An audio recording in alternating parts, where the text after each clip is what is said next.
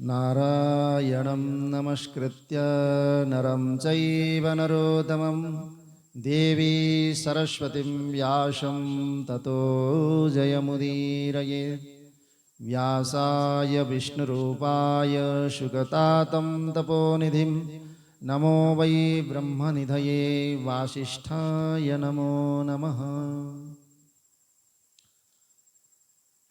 प्रातस्मरणीय परम पूजनीय वंदनीय परम कारुण्य प्रेम स्वरूप श्री सद्गुरुदेव के चरणों में बारंबार वंदन और नमन। भगवान श्री पशुपतिनाथ भगवान श्री भूतेश्वर को स्मरण करते हुए उपस्थित समस्त ऋषि मुनि देवी देवगण शिवगण भूतगण इन सबको बारंबार नमन। दिव्य आत्मस्वरूप उपस्थित समस्त भगत प्रेमी सत्संग प्रेमी सज्जन भक्तिमयी मातृशक्ति एवं समस्त श्रोता वृंद,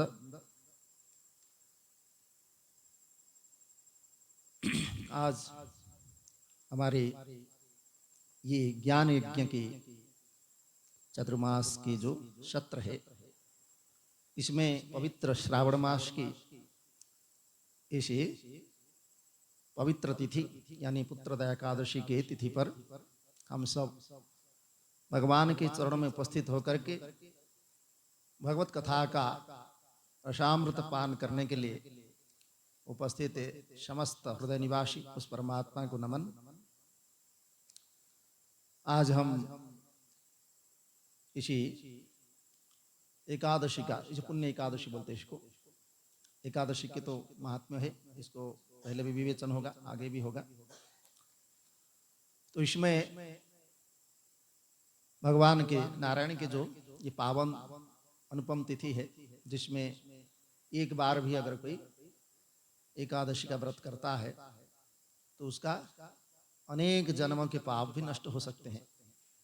तो इसी जन्म जन्मांतर के पाप तो हमने किया है और करते भी है, इसलिए कोई ना कोई व्रत नियम उपवास या जो भी हम आचरण करते हैं उसका एक ही कारण है कि हमारे जो किए हुए अपराध है और उस अपराध का जो बोध है, वह अपराध बोध जब तक हमेशा रहेगा तब तक हम किसी भी प्रकार की धर्म कर्म शुभ आचरण में प्रवृत्त नहीं हो सकते।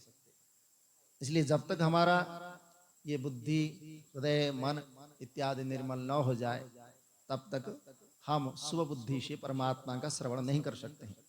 अतः कुछ ना कुछ हमारे जीवन में ऐसे व्रत उपवास और नियम का पालन होना चाहिए। भले ही हम कितने भी नास्तिक हो, इस प्रकार ईश्वर सत्ता को न मानते हो, तो भी वह बिना कुछ किए उसको कुछ भी नहीं मिल सकता। यहाँ तो हर कोई भाग्य के भरोसे भी रह नहीं है। मनुष्य को तो अपना पुरुषार्थ करना ही होता है, और जब तक वह अपने पुरुषार्थ का आचरण नहीं करेगा तब तक उसको किसी प्रकार की सिद्धि प्राप्त नहीं हो सकती। और आज तक हम ऐसा चुपचाप बैठ करके तो देखा भी नहीं, कुछ ना कुछ करने की इच्छा से ही हमारा प्रवृत्ति होती है, भले ही हम उसके विषय में जानते हो या नहीं जानते हो।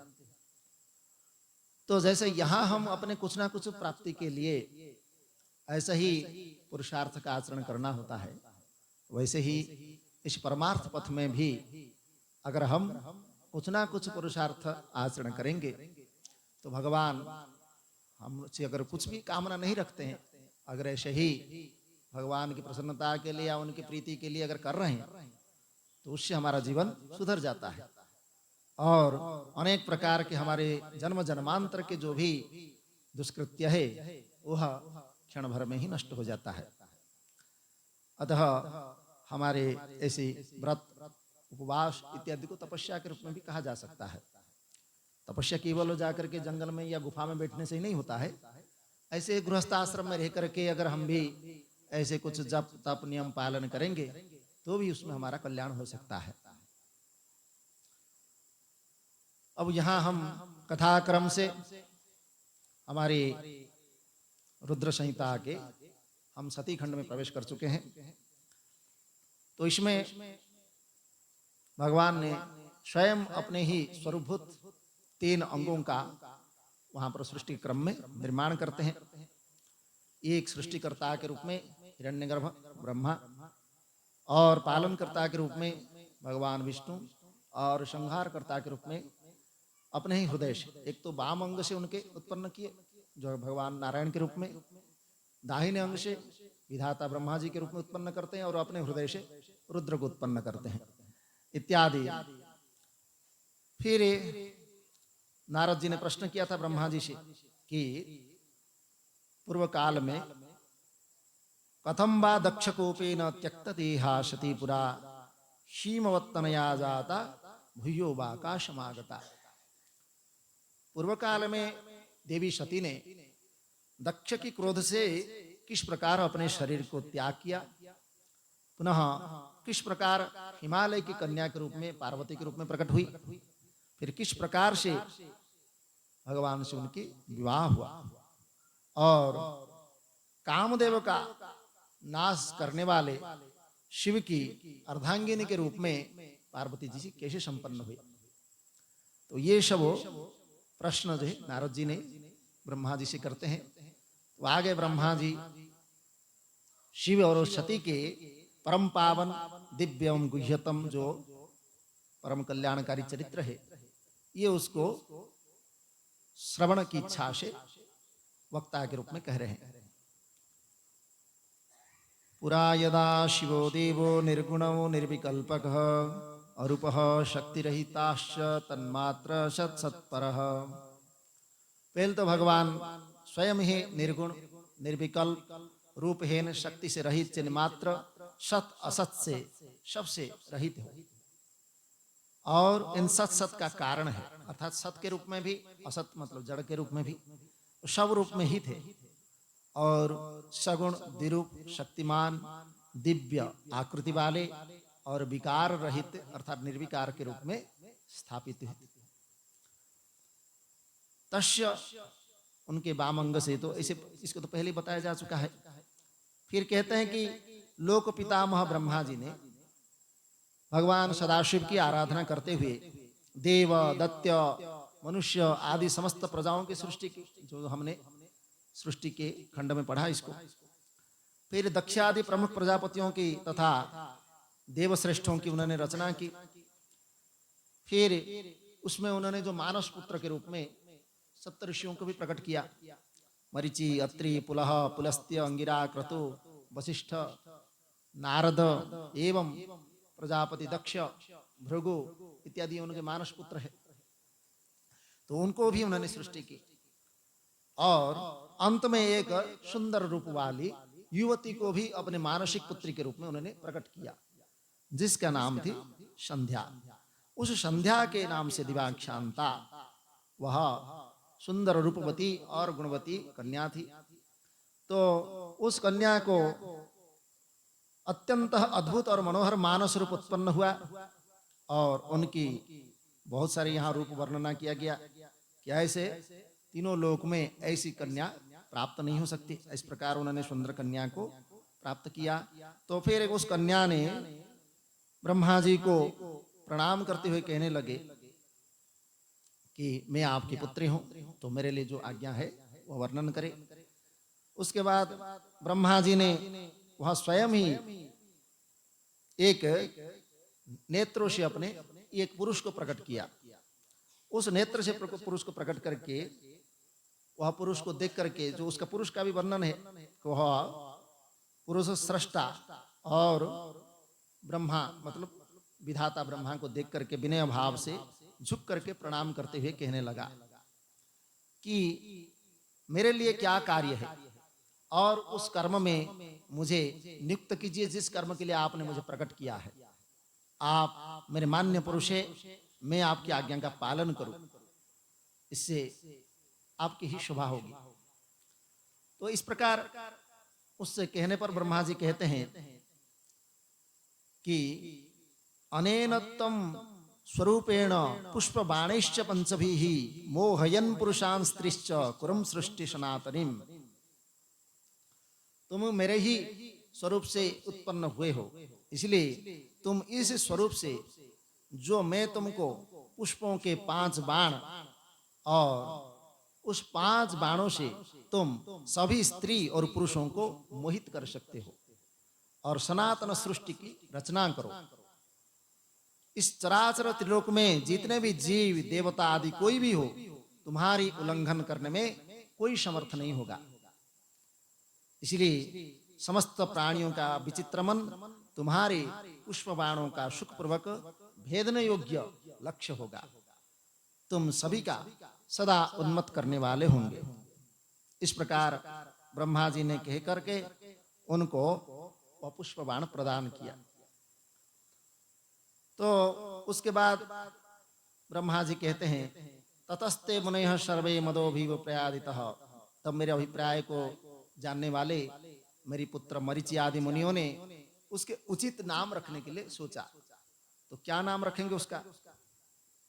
तो सृष्टिकर्ता जो प्रजापति दक्ष आदि, उनका मुख देखते ही उसके समस्त चरित्र को जान करके उसके स्थान दिया तथा उनको एक पत्नी भी प्रदान की।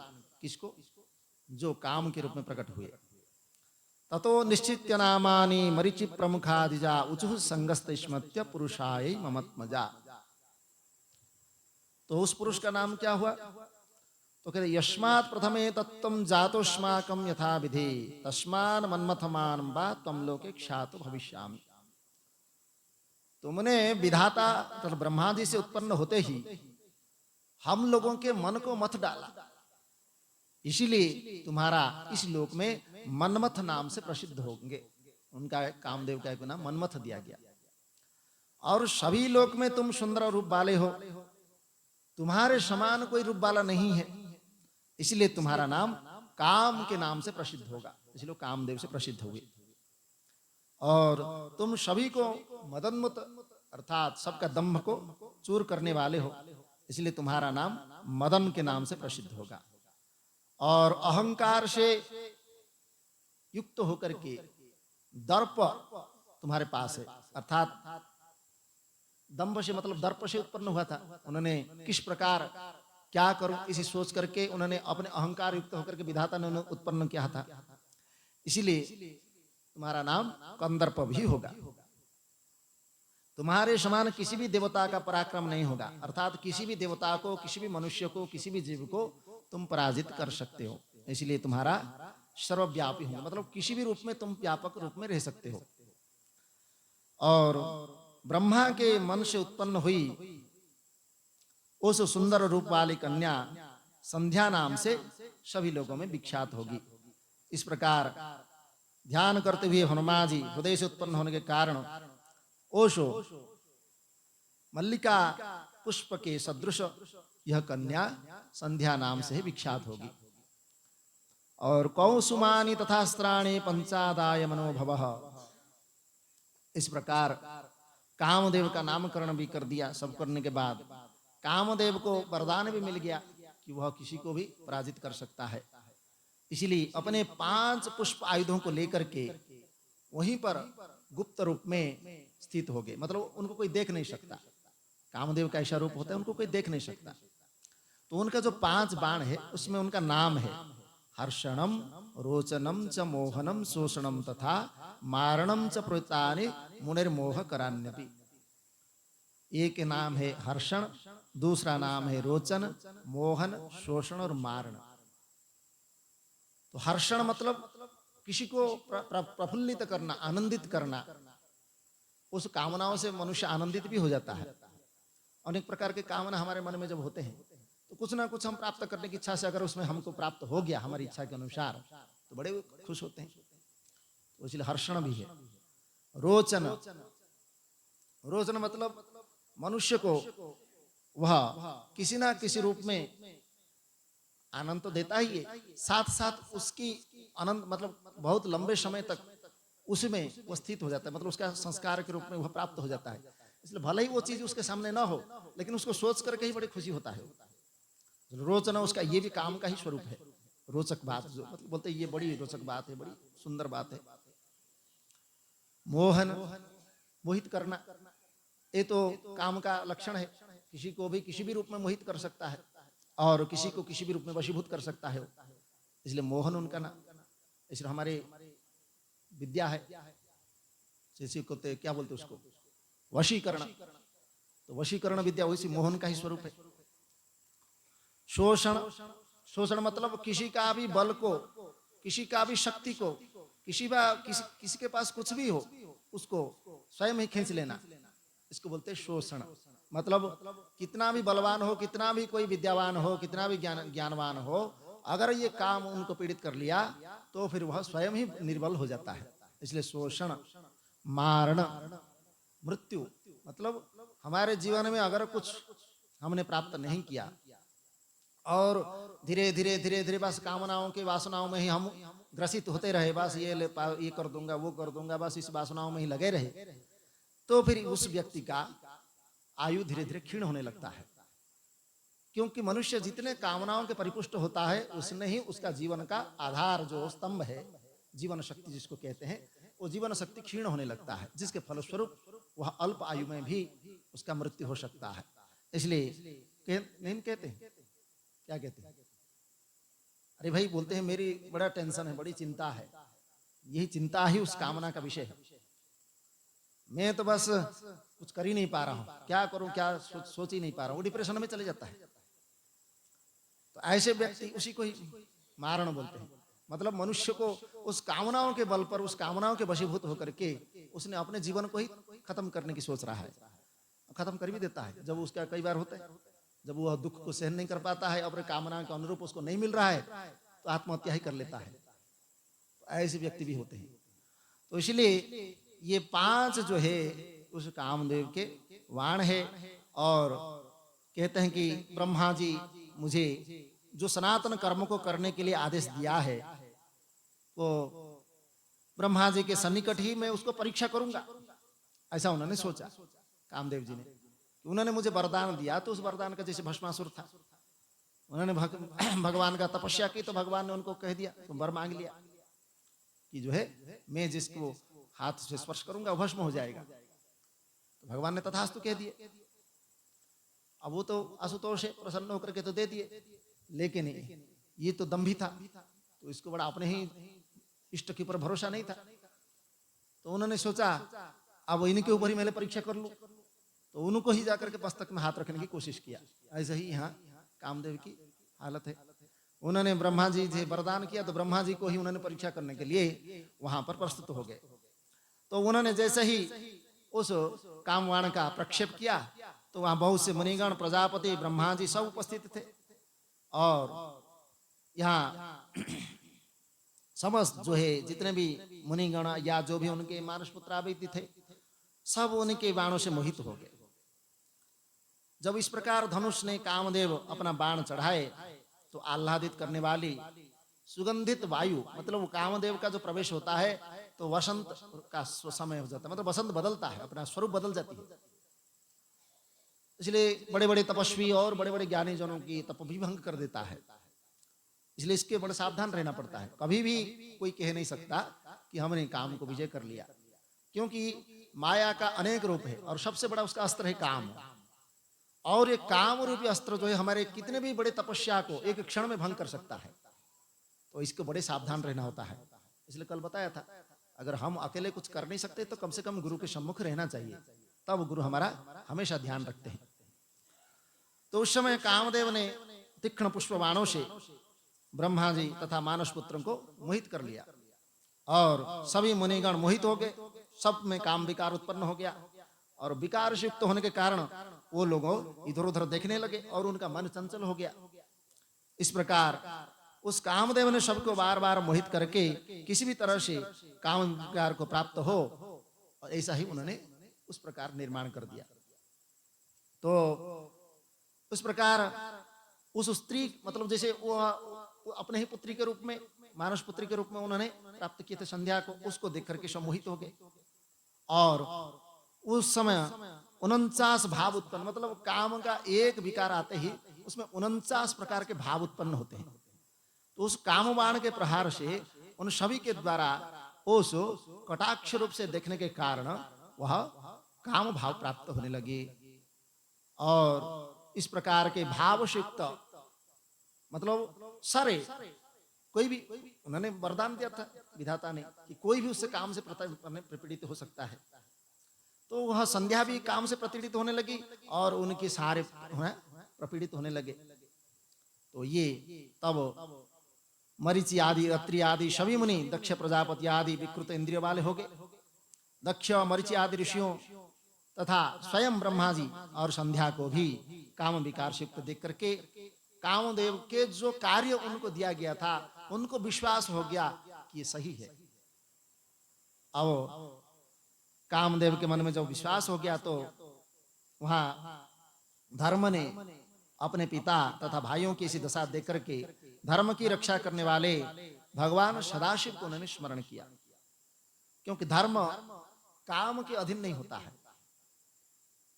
इसलिए भगवान स्वयं गीता में कहते हैं धर्म अविरुद्धो कामोस्मि, धर्म के जो अविरुद्ध हो, धर्म का विरोध न करता हो, वो जो काम है उसमें ही उसका स्वरूप हम कहते हैं। काम भगवान का ही स्वरूप है, लेकिन धर्म के विरुद्ध जो होता है उस धर्म के विरुद्ध काम को उस भगवान का स्वरूप नहीं कह सकते। तो इसलिए यहाँ स्वयं जो काम का स्वरूप है, क्योंकि उन्होंने ही स्व काम है तो एको हम भविष्याम प्रजा, उन्होंने ही कामना किया कि मैं एक से अनेक हो जाऊं परमात्मा के स्वरूप, उन्होंने संकल्प किया, उसी संकल्प से ही ये सृष्टि हुई। तो वही काम है, लेकिन ये धर्म के और धर्म का जो स्थापित हुआ है, जिसके आधार पर ये समस्त सृष्टि टिका हुआ है, उसी के आधार पर धर्म को ही स्थापना किया गया है। तो वो धर्म जो है प्रभु के शरण में हमेशा रहता है। इसलिए धर्म का आचरण करते ही हम परमात्मा के सन्निकट हो जाते हैं। इसलिए कहते हैं कि आप भगवान से प्रार्थना करते हैं कि आप तो तीनों गुण से रहित हैं, प्रकृति से परे हैं, आप तो तुरीय अवस्था में स्थित हो रहते हैं और निर्गुण निर्विकार है। इसलिए हे महादेव, इस भयंकर पाप से मेरी रक्षा करो, धर्म के रहे। और इस समय मेरे पिता तथा मेरे भाई पाप बुद्धि वाले हो गए। धर्म के द्वारा भगवान की जब इस प्रकार स्तुति की गई, तब स्वयं परमात्मा धर्म की रक्षा करने के लिए वहां प्रकट हुए और स्वयं महादेव आकाश में स्थित होकर के ब्रह्मा तथा दक्ष आदि को इस प्रकार के मोहित देख करके मन ही मन वह हंसने लगे। तब ब्रह्मा आदि लज्जित होकर के वह भगवान वृषभध्वज से कहने लगे। तो भगवान कहते हैं कि अहो ब्रह्मस्तवम कथम काम भाव समुद्यतः दृष्ट्वा च तनयाम नैव योग वेदानुसारिणम। अपनी ही कन्या को देख करके आप कैसे काम भाव उत्पन्न हो गया? हे विधाता, वेदों का अनुसरण करने वाले आप, उस वेदों का उच्चारण करने वाले हैं, तो ऐसे आपको कदापि इस प्रकार के भाव होना ही नहीं चाहिए था। यथा माता च भगिनी भातृपत्नी तथा सुता एताम कुदृष्ट्या द्रष्टव्या न कदापि विवशिताः।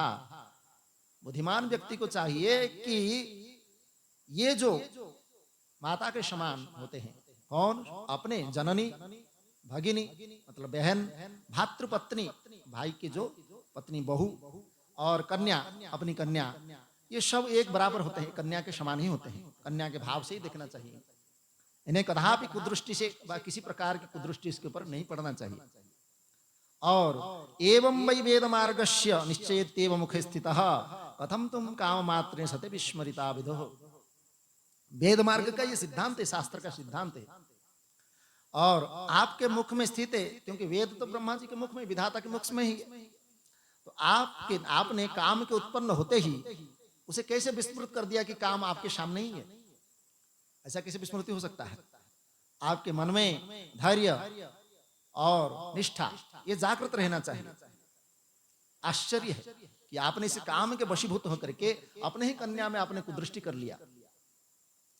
एकांत योगी तथा सर्वदा सूर्य का दर्शन करने वाले दक्ष, मरीचि आदि जितने भी थे, सब इस प्रकार आसक्त कैसे हुए? इसलिए देश काल का ज्ञान न रखने वाले मंदात्मा तथा अल्प बुद्धि वाले कामदेव ने भी अपनी ही प्रबलता से, क्योंकि कामदेव को ऐसा किसी भी जगह पर इस प्रकार उपयोग नहीं कर सकता है, किसी भी जगह पर उसने अपना छोड़ दिया, इसलिए कामवाणों द्वारा आप लोगों को विकार युक्त कैसे बना दिया। इसलिए उस पुरुष को तथा उसके वेद शास्त्र आदि ज्ञान को धिक्कार है जिसके मन को स्त्री हरण कर लेती है। धिक्त्वं श्रुतं सदा तस्य यस्य कांता मनोहरत धैर्य आकृष्य लल्लेशु मजत्यव मानसम, धैर्य से विचलित करके मन को, अर्थात जो धीरज बोले जो धीर धारण करते हैं, ऐसे मन को अगर कोई ना कोई लोभ लालच या लुलुपता इस प्रकार डुबा देती है तो उसको धिक्कार है। इस प्रकार इति वच श्रुत्वाम, इस प्रकार भगवान सदाशिव के वचन को सुन करके उस समय ब्रह्मा जी बड़े लज्जित हुए। तत्पश्चात जो काम रूपिणी उस संध्या को ग्रहण करने की इच्छा करते हुए भी मैंने भगवान के भय से इंद्रियों को अपने वश में करके काम विकार को फिर दूर कर दिया। उस समय मेरे शरीर से लज्जा के कारण सारा शरीर पसीना पसीना हो गया। जो पसीना गिरा उसी से दो पुरुष उत्पन्न हुए, क्योंकि देवों का कुछ भी अगर उनके शरीर से निकलता है तो उसमें प्रकाश होता है, उस प्रकाश से कुछ ना कुछ उत्पन्न हो जाता है। तो ब्रह्मा जी के पसीना जब गिरे तो उसमें दो पुरुष उत्पन्न हुए, अग्निश्वात तथा बहिर्षद, ये दोनों पितृगण हुए। तो पितरों की देवता में इनको गिना जाता है। और इनके विकसित कमल के समान नेत्र वाले ये महायोगी और पुण्यशील, संसार से हमेशा विमुख रहने वाले, अर्थात हमारे पितृलोक भी है जहां पर हम पितरों को कुछ ना कुछ अर्पण करते हैं, तो उसका भी एक देवता है। जैसे यमलोक है, जैसे हमारा पाप कर्म का फल भोगने के लिए, देवलोक है पुण्य कर्म का फल भोगने के लिए, ऐसे पितृलोक है जो इस चराचर सृष्टि का जो क्रम है। पितृ माने किसको कहते हैं? कौन है पितृ? पितृ मतलब पूर्वज नहीं, पितु शब्द, तो वहां पितर शब्द है। पितर मतलब बोलते हैं यहाँ पारक्षण धातु है, जो हमारा रक्षा करता है, हमारा पालन पोषण करता है और हमको ही अपने जीवन प्रदान करता है, उसको कहते हैं पितर। तो ऐसे जो है उस पितरों की अगर हम नहीं पूजा करते हैं तो हमारा रक्षा नहीं होती है, फिर हमारा सारा काम ही बिगड़ जाता है।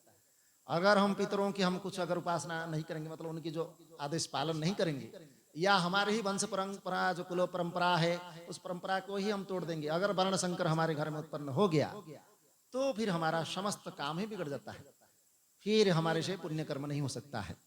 इसलिए उसका लुप्त पिंडोदक क्रिया, उस पिंडोदक मतलब जो हमारा जीवन की जो पितृलोक है वो रुष्ट हो जाते हैं, फिर हमारा सारा काम ही बिगड़ जाता है। हम कुछ भी करें, कितना भी अपना बुद्धि लगाए, हमको कभी सफलता नहीं मिलता है। इसलिए कहते हैं ये पितृलोक है। पितृलोक में इस प्रकार देवता निवास करते हैं। और कहते हैं कि 64,000 पितरों के साथ अग्निश्वात और 86,000 पितरों के साथ बहिर्षद ये पितृलोक में रहते हैं। उसी समय दक्ष प्रजापति के शरीर से भी पसीना निकल करके पृथ्वी पर गिरा, तो उसमें एक स्त्री की उत्पन्न हुई। उसका शरीर सूक्ष्म था और सोने के समान कांति वाला देदीप्यमान था और बहुत ही वह सुंदर और रूपवती थी। क्रतु पुत्र सोमपा, विशिष्ट के पुत्र सुकालिन, पुलस्त्य के पुत्र आज्यपा, अंगिरा के पुत्र हविष्मान, इस प्रकार अलग अलग ऋषियों के शरीर से अलग अलग पितरों का उत्पन्न हुआ। परंतु दक्ष प्रजापति के जो शरीर से उत्पन्न कन्या हुई उसी का ही नाम रति के नाम से प्रसिद्ध हुई। वही रति कामदेव से उनकी विवाह होगी। तो इस प्रकार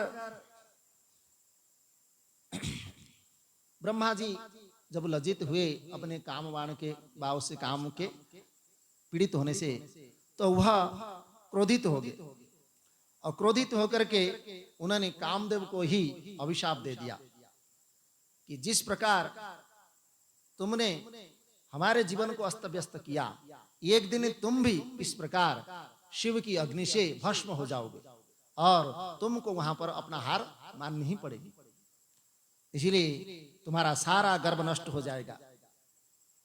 इस प्रकार साफ सुन करके कामदेव भयभीत हो गए और अपने बाणों को त्याग करके उनके सामने प्रकट हुए।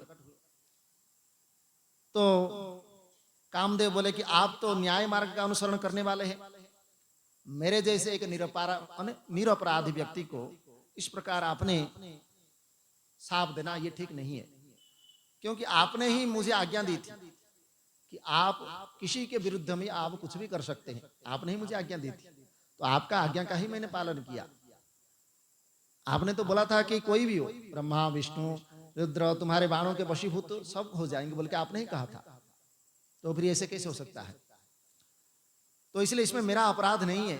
इसलिए हे जगतपति, आप मेरे जैसे निरपराध की आप जो है शाप दे दिया, इसमें कोई समय भी निश्चित नहीं दिया, इसलिए आप कोई ना कोई एक समय भी निश्चित कर दीजिए, इस शाप से जो मोह में मुक्त हो सकता हूं। तब ब्रह्मा जी के क्रोध शांत हुआ, तो बोले कि ये जो संध्या है ये मेरी कन्या है, तुमने इसकी ओर सकाम करने के लिए मुझे अपने काम का लक्ष्य बनाया, इसलिए मैंने तुमको इस प्रकार शाप दिया। तुम महादेव जी के नेत्राग्नि से भस्म होकर के बाद में शीघ्र ही एक समान शरीर फिर प्राप्त करोगे। जब शंकर जी भगवान स्वयं विवाह करेंगे तब वे अनायास ही तुमको फिर दूसरा शरीर प्रदान करेंगे। इसलिए स्वयं ब्रह्मा जी काम को इस प्रकार कह करके वहां से फिर प्रस्थान किए। उसके बाद कामदेव के जो रति के साथ फिर विवाह होता है, क्योंकि वहां पर जो कन्या के रूप में उत्पन्न हुई, उस कन्या का जिस प्रकार उसके रूप सौंदर्य और हिरण के समान उसकी आंख, उस प्रकार की रति के कटाक्ष जो स्वरूप है उसकी सुंदरता को देख करके कामदेव भी अपने अस्त्रों को शीघ्र गति पर विश्वास नहीं रहा, मतलब कामदेव भी उसमें विह्वलित होने लगे। तो इसलिए उनका मतलब रति जी का कामदेव के साथ विवाह करने का निश्चय हुआ और रति को कामदेव के साथ विवाह कर दिया गया, और उसी से वह स्वयं ही कामलोक नाम के एक स्थान को उनको उसी स्थान में रहने के लिए दे दिया गया। अब आगे ब्रह्मा जी के इस प्रकार कहने पर और ब्रह्मा जी के वचन को सुनकर यहाँ कामदेव खुश होकर के चले जाते हैं। तब दक्ष भी अपने घर चले गए और सारे मानस पुत्र भी अपने अपने घर चले गए, परंतु पितरों की जन्मदात्री वह ब्रह्मपुत्री संध्या, उसका फिर क्या हुआ? तो वहां इनका चरित्र है। तो कहते हैं कि संध्या का संपूर्ण शुभ चरित्र सब सुना, जो इसको सुनता है उसका जीवन में पातिव्रत्य धर्म का पालन अवश्य होता है। जो संध्या पूर्व काल में मेरी ही मनुष्य उत्पन्न हुई थी, वह तपस्या करके शरीर को छोड़ने के बाद वही संध्या बाद में देवी अरुंधति के रूप में प्रकट होती है। तो कैसे हुआ, ये कथा के रूप में उसके आगे की कथा है। तो कह रहे हैं कि उस संध्या ने क्यों, कहां तथा किस उद्देश्य से तप किया, किस प्रकार अपना शरीर त्याग करके फिर वो कन्या के रूप में प्रकट हुई, और उसने किस प्रकार ब्रह्मा विष्णु शिव के द्वारा बताए गए उत्तम व्रत वाले महात्मा वशिष्ठ को अपना ही पति के रूप में कैसे स्वीकार किया। तब ब्रह्मा जी कहते हैं कि पहले अपनी पुत्री संध्या को देख करके मेरा मन काम से आकृष्ट हुआ, किंतु बाद में शिव के भय से मैंने उसको छोड़ दिया। इस प्रकार संध्या का तथा मन को बस में रखने वाले महात्मा ऋषियों का विचित्र चलायमान हो गया था। उस समय कामदेव को शाप दे करके जब मैं अंतर्ध्यान हो गया एवं शिव जी स्वयं ही अपने कैलाश पधार गए, उस समय मेरी पुत्री संध्या क्षुब्ध होकर के कुछ विचार करके ध्यान मग्न हो गई। तो संध्या देर तक अपने पूर्व वृत्ति का स्मरण करते हुए फिर उसमें धीरे धीरे विचार करने लगी कि मेरे पिता ने उत्पन्न होते ही मुझ जैसे अपने ही कन्या को इस प्रकार काम से प्रेरित होकर के अनुराग पूर्वक इस प्रकार जो दृष्टि से देखा, इस प्रकार आत्म तत्व और ब्रह्मज्ञ मानस पुत्रों ने भी इस प्रकार अपना मन मर्यादा से रहित होकर के इस प्रकार युक्त कर लिया। इस दुरात्मा कामदेव ने मेरे भी चित्त को मथ डाला। इस पाप का फल कामदेव ने तो स्वयं पाया, किंतु मैं पापिनी भी इस पाप का फल पाऊंगी। अतः पाप से शुद्ध होने के लिए मैं भी कोई भी साधना करना चाहती हूँ। क्योंकि मुझे देख करके मेरे पिता तथा सभी भाई प्रत्यक्ष अभिलाषा करने लगे, इसलिए मुझसे बढ़कर कोई पापिनी नहीं हो सकती। उन सब को देख करके इस प्रकार अमर्यादित रूप से जो काम भाव उत्पन्न हुआ, उससे हमारे जीवन में अवश्य अपराध हुआ है। अब मैं ये पाप का प्रायश्चित करूंगी और शास्त्र के मार्ग के अनुसार अपने शरीर को अग्नि में हवन कर दूंगी। क्योंकि जो शरीर एक बार दूषित हो जाता है और जो शरीर एक बार पाप अपराध से ग्रसित हो जाता है, उस शरीर से फिर पुण्य की इच्छा करना बहुत कठिन होता है। और मनुष्य जैसे कहते हैं, एक इसको कहते हैं मतलब सुरा बोलते हैं, सुरा मतलब शराब। शराब का पात्र जो है इतना अशुद्ध होता है, आप कितने बार भी धो लो कभी शुद्ध नहीं होगा। वैसे ही जो एक बार दुष्ट प्रकृति में आ जाता है, एक बार जिसका जीवन बिगड़ चुका है, एक बार जो अपराध प्रवृत्ति में आ गया, उसका आप कितना भी कुछ भी कर लो, उसका जीवन कभी नहीं सुधरता है। बोलो सद्गुरु महाराज की। इसलिए पहले तो पाप करने की हमारी प्रवृत्ति ही ना हो, अपराध बोध हमारे जीवन में हो ही ना। अगर किसी कारणवशात हो गया तो उसके लिए अवश्य प्रायश्चित करना चाहिए। बिना प्रायश्चित किए हमारे जीवन में उस पाप का निराकरण हम कभी कर ही नहीं सकते। इसके लिए संध्या ने भी वही सोचा कि मैं अपने जीवन में इस शास्त्र मार्ग पर चल करके, क्योंकि कोई भी शरीरधारी उत्पन्न होते ही उन्होंने कहा कि मैं इस प्रकार तपस्या करूंगी, ऐसे मर्यादा स्थापित करूंगी कि ये संसार में कोई भी शरीरधारी जब जन्म लेता है तो जन्म लेते ही वो काम भाव से कभी युक्त हो ही ना, क्योंकि उनको जन्म लेते ही इस प्रकार सामना करना पड़ा। तो इसलिए इसके लिए मैं कठोर तपस्या करूंगी और अपने मर्यादा को स्थापित करूंगी, बाद में फिर मैं अपना ये शरीर को त्याग करूंगी। इस प्रकार शरीर में, जिस शरीर में मेरे पिता और भाइयों ने कामाभिलाष किया, उस शरीर में अब मेरा कोई प्रयोजन नहीं है। मैंने जिस शरीर से अपना पिता तथा भाइयों में काम भाव उत्पन्न किया, वह शरीर अभी पुण्य कर्म करने में समर्थ नहीं हो सकता। इस प्रकार विचार करके वह चंद्रभाग नामक एक श्रेष्ठ पर्वत के, जहां पर मानसरोवर का क्षेत्र है और चंद्रभागा नदी के उस स्थित होकर के वहां पर उन्होंने तपस्या के लिए अपने जीवन को वहीं बिताने लगी। तपस्या का विचार करके वह मनस्विनी पुत्री संध्या के पास जाओ, इस प्रकार विधि पूर्वक दीक्षा प्रदान करो। ये कौन कहा? ब्रह्मा जी ने अपने पुत्र वशिष्ठ जी से कहते हैं कि जिस संध्या ने तपस्या करने के लिए गई है, उसको कुछ भी तपस्या के बारे में मालूम ही नहीं है कि तपस्या कैसे किया जाता है और उसका मार्ग क्या है और किस प्रकार उसका अवलंबन किया जाता है, उसको कुछ भी मालूम नहीं है। इसलिए अपने पुत्र वशिष्ठ से कहते हैं कि तुम जाओ और उसको दीक्षा प्रदान करो और तपस्वी मार्ग का उसको प्रशस्त करो। अब कहते हैं कि तुम इस रूप में मत जाना, क्योंकि तुमको इस रूप में उसे देखा है, इसलिए तुम इस वशिष्ठ के रूप में नहीं जाना। तुम एक ब्रह्मचारी का रूप धरो और उस ब्रह्मचारी के वेश में जाकर के फिर उसको दीक्षा प्रदान करो। तो वही किए। और अब वह कहते हैं कि यह तुम लोग तथा अपने अद्भुत पूर्व दुष्कर्म को समझकर मृत्यु ही अच्छी है, ऐसा विचार करके प्राण छोड़ने की इच्छा करती है, मतलब स्वयं में मृत्यु का अवलंबन करने की इच्छा रखती है।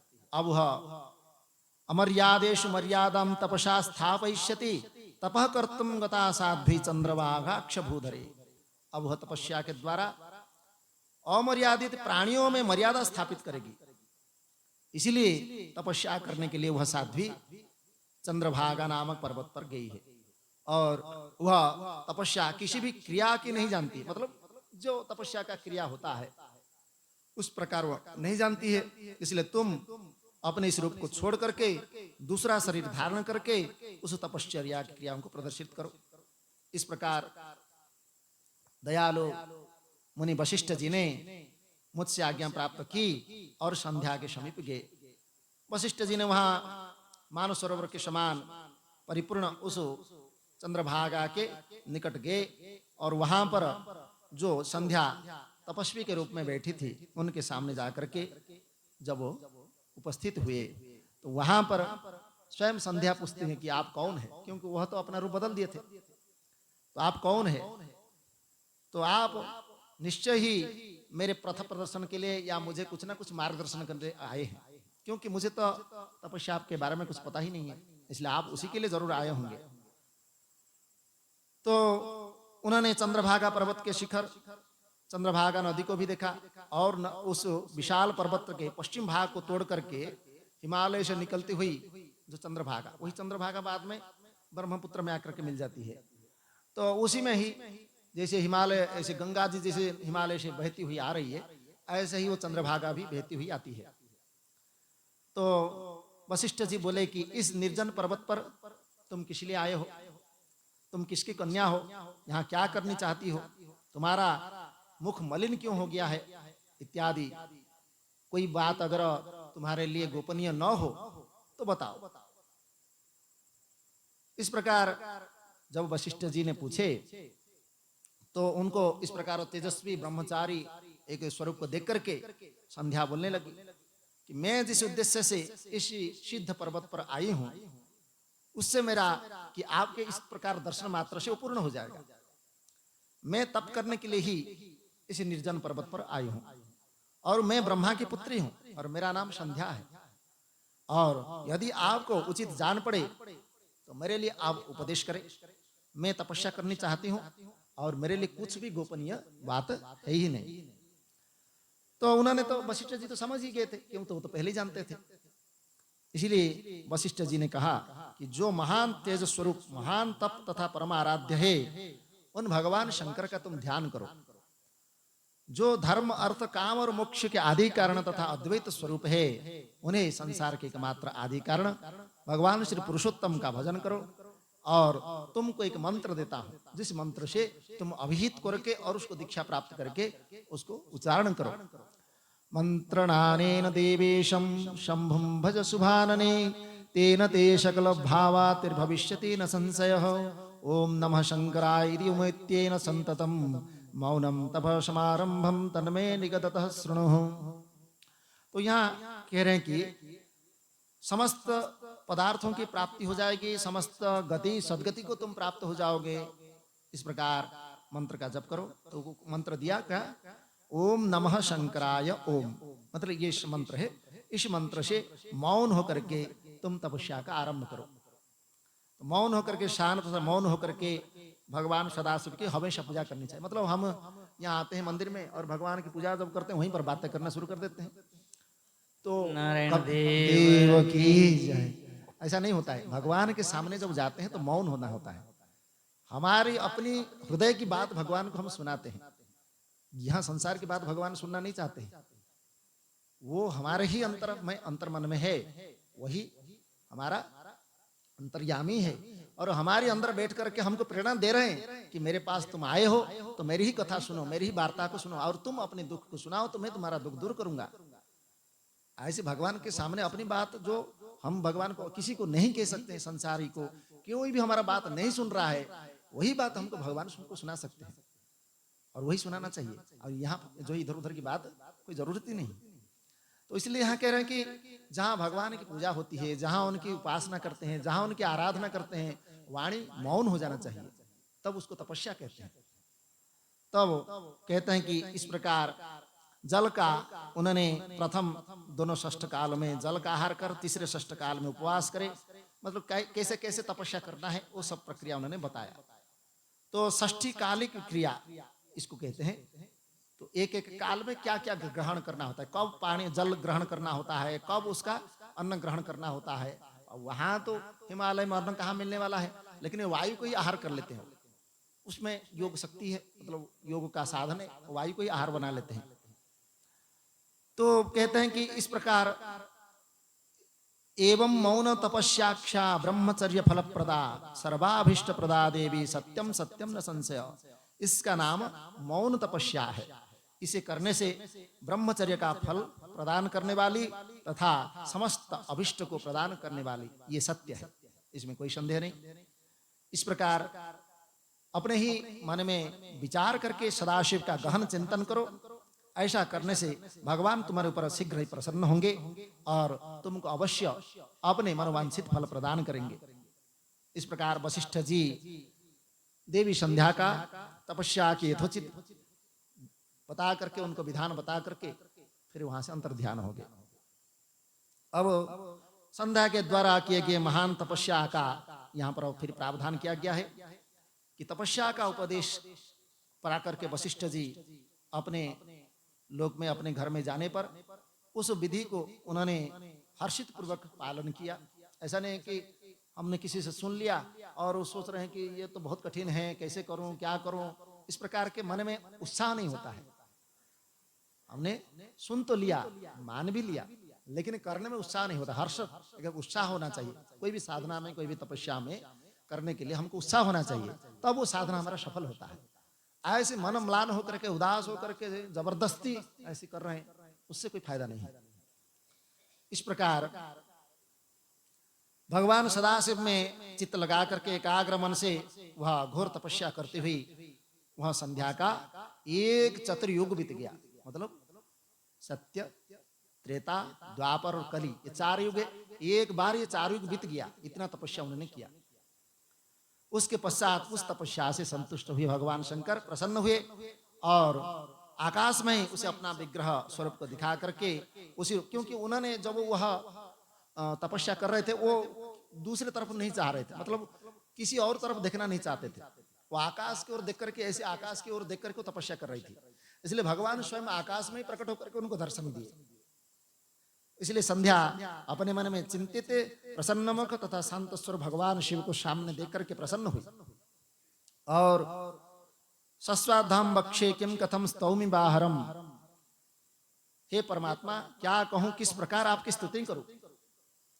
इस प्रकार चिंतित होकर के संध्या ने भयपूर्वक अपने नेत्र, मतलब उनको कुछ पता ही नहीं था, उन्होंने कुछ सिखा ही नहीं था, तो भगवान की किस प्रकार स्तुति करूं, ऐसा प्रकार सोच करके भय से अपना नेत्र ही बंद कर दिए। तब संध्या के हृदय में प्रविष्ट होकर के भगवान उनको दिव्य ज्ञान, दिव्य वाणी और दिव्य चक्षु प्रदान करते हैं। तब संध्या भगवान की सुंदर स्तुति करती है।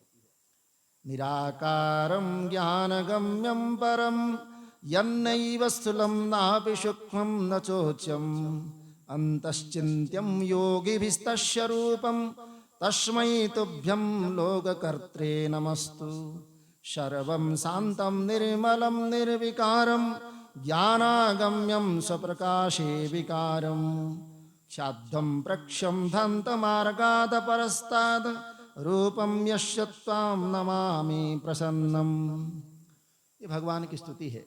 ये स्तुति का हमेशा अगर कोई पाठ करता है तो उसके लिए बहुत भगवान प्रसन्न होते हैं इससे। तो वही उसका अर्थ है, जिसका रूप निराकार है, जो ज्ञान गम्य तथा पर है, न स्थूल है, न सूक्ष्म है, न उच्च है, और जो योगियों के द्वारा अंतःकरण से चिंत्य है, मतलब जो योगी जन हमेशा ध्यान करते हैं, ऐसे रूप वाले लोककर्ता परमात्मा को मेरा नमस्कार है, जिनका रूप सर्वस्वरूप शांत निर्मल निर्विकार सर्वथा ज्ञान स्वरूप, ऐसे अपने ही प्रकाश में स्थित निर्विकार आकाश स्वरूप अंधकार मार्ग से, मतलब साक्षात व्यापक स्वरूप और समस्त अंधकार को दूर करने वाले तथा प्रसन्न रहने वाले ऐसे परमात्मा को मेरा नमस्कार है, इत्यादि अनेक यहाँ स्तुति किया गया। और सारा जो है आप पाठ कर सकते हैं, इसका तो समय लगेगा, सारा कुछ बताएंगे तो इसमें तो एक ही दिन चले जाएगा, अगर सबका अगर विचार करेंगे तो ब्रह्मादि देवगण उसमें कहते हैं कि तम परह परमात्मा च तम विद्या विविधाहर सद ब्रह्म परम ब्रह्म विचारण परायण। आप तो सर्वश्रेष्ठ है, आप विविध विद्या है, सद्ब्रह्म परब्रह्म ज्ञान परायण है। क्योंकि ये तो भगवान का नाम से हम अभिहित करते हैं इनको, लेकिन ये शब्द का अर्थ बहुत होता है। भगवान का जैसे सहस्त्र नाम है भगवान विष्णु के, उसी भगवान शिव का भी सहस्त्र नाम है। अब वो उसमें एक एक नाम की हम अगर व्याख्या करेंगे तो उसका अनेक अर्थ होता है। जैसे हम शब्द जोड़ दिया, जैसे शंकर, ये शंकर शब्द इसके अनेक स्वरूप है। शंकर केवल एक शब्द मात्र नहीं है, एक स्वरूप है। जैसे हमने तो कुछ भी नाम दे देते हैं, टुन्ना मुन्ना कुन्ना पुन्ना, जो भी नाम दे देते हैं उसका कोई अर्थ नहीं होता है। लेकिन भगवान के जो नाम होता है इसमें सार्थकता होती है। इसलिए भगवान का नाम लेना सार्थकता, हमारे जीवन को हम सार्थक कर रहे हैं। तो इसलिए शंकर शम करोति, शम शब्द कल्याणम, तत्कल्याणम अर्थात जीव मात्र के जो कल्याण करते हैं और जीव मात्र का जो उद्धार करते हैं और जीव मात्र का जो जीवन को समाधान करते हैं, उन समस्याओं का समाधान करते हैं। कई भी उसका कई अर्थ कर सकते हैं, उन सब अर्थ में शंकर शब्द प्रयोग होता है। तो ऐसे शंभु सब प्रत्येक शब्द का, भगवान के कोई भी नाम लो, सबका एक अर्थ है। उस अर्थ के साथ जब हम चिंतन करते करते तद जप तदर्थ भावनम, जब हम जप करते हैं किसी भगवान का नाम या कीर्तन करते हैं, वैसे ही हमारा भावना होनी चाहिए।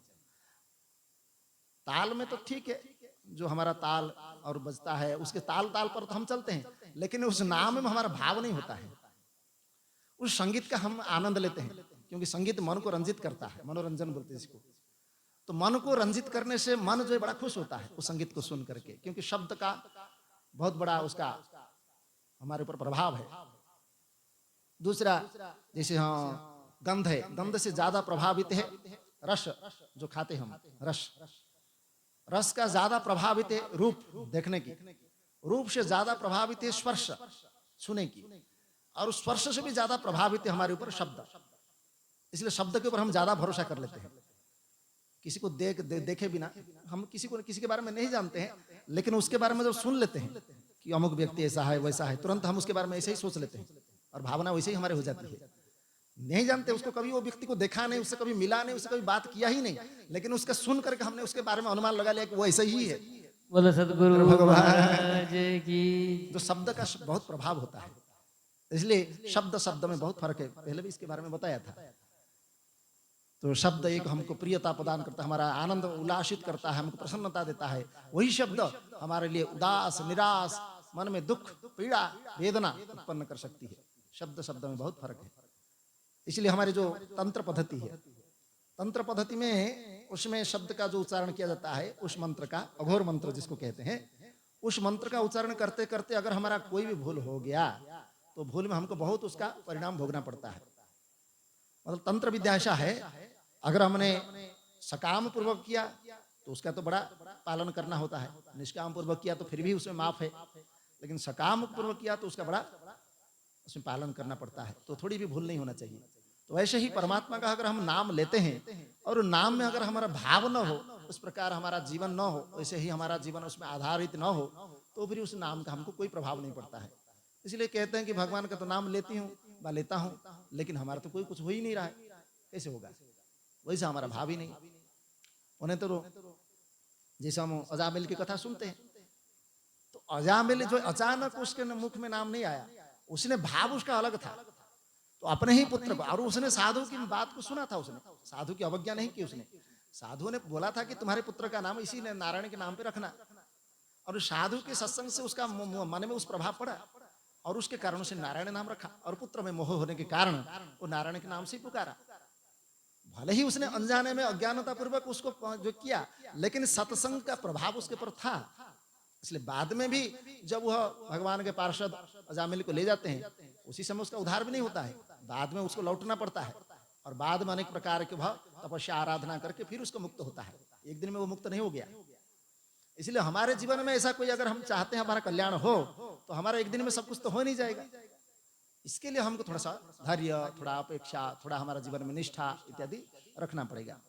तो यही बात यहाँ पर जीवन में होना चाहिए। तो इसलिए भगवान के जो समस्त कारण के कारण स्वरूप है, ज्ञान परायण स्वरूप है, जिनका न आदि है, न मध्य है, न अंत है, जो सत स्वरूप है, ऐसे परमात्मा का उन्होंने चिंतन किया। तब संध्या की इस प्रकार स्तुति करके भगवान प्रसन्न हुए। प्रसन्न होकर के महेश्वर बोलते हैं कि तुम्हारी इस उत्कृष्ट तपस्या से तथा तुम्हारी इस स्तुति से मैं बहुत प्रसन्न हुआ हूं, इसलिए तुम अब मेरे से कोई भी वर मांग सकते हो। जो भी तुम्हारा अभिष्ट हो, जिससे तुम्हारा कार्य पूर्ण हो, वो सब मैं करूंगा। तो तुम्हारी तपस्या से मैं प्रसन्न हूं। तो भगवान महेश्वर की इस प्रकार वचन सुनकर के संध्या कहती है, यदि देयो बरह प्रीत्या वरोज्ञास्महं यदि शुद्धाश्वहं जाता तस्मात् पापान् महेश्वरः यदि देव प्रपन्नोस्मि तपसा मम सांप्रतम वृत्तस्तदायं प्रथमो वरो मम विधीयताम्।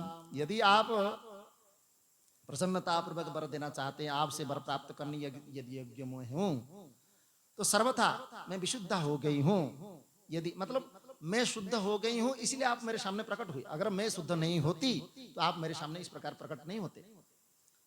इसलिए आप इस समय मेरे तप से प्रसन्न है, इसलिए मैं पहला बार आपको यही मांगती हूँ, हे देवाधिदेव, आकाश तथा पृथ्वी में उत्पन्न होते ही कोई भी प्राणी सद्य काम मुक्त न हो, मतलब युक्त उसमें न हो। अर्थात बच्चा जब उत्पन्न होता है, जन्म लेता है, उसी समय किसी भी रूप से उसको काम प्राप्त न हो। इसलिए बच्चे को किसी प्रकार की कामना वेदना नहीं होती है, बड़ा सरल होता है। इसलिए बच्चे को देख करके हम भी प्रफुल्लित होते हैं। इसलिए कहते हैं बच्चे भगवान है। भगवान इसलिए है कि उसमें मन में कोई कामना नहीं होती है, वो बड़ा सरल होता है। तो कहते हैं कि सद्य, इसलिए सद्यजात जो संतान होता है उसमें किसी प्रकार का काम न हो, और मैं अपने आचरणों से तीनों लोक में इस प्रकार प्रसिद्ध हो जाऊं जैसे और मेरे समान कोई दूसरा स्त्री ही न हो, मतलब मेरे बराबर कोई स्त्री हो ही नहीं सकता, ऐसा मुझे वरदान करो। और तीसरा वर जो है, मेरे द्वारा उत्पन्न की गई कोई भी संतान कामासक्त होकर के पतित न हो जाए, अर्थात मेरे से जो संतान उत्पन्न होगा वो कामासक्त ही न हो, और जो मेरा पति हो वह भी मेरा अत्यंत सुहृद बना रहे। अर्थात मेरे पति के अतिरिक्त जो कोई भी पुरुष मुझे सकाम दृष्टि से देखेगा या मुझे किसी भी कामना दृष्टि से वह देखेगा तो वह पुरुष उसी समय उसका पुरुषत्व नष्ट हो जाए, अर्थात नपुंसक बन जाए, ऐसा मुझे वरदान करो। इसीलिए जब विवाह होता है तो उस समय अरुंधति नक्षत्र, सप्त जो ऋषि है, सप्त ऋषि मंडल में अरुंधति नक्षत्र, इसलिए उनका दर्शन करते हैं, क्योंकि उसका दर्शन करने से उनको शुभ आशीर्वाद प्राप्त होता है। तो इसलिए वहाँ काम दृष्टि किसी प्रकार का, दूसरे किसी प्रकार का हमारे पति पत्नी में मतभेद न हो, इस प्रकार का स्थिति हो जाए।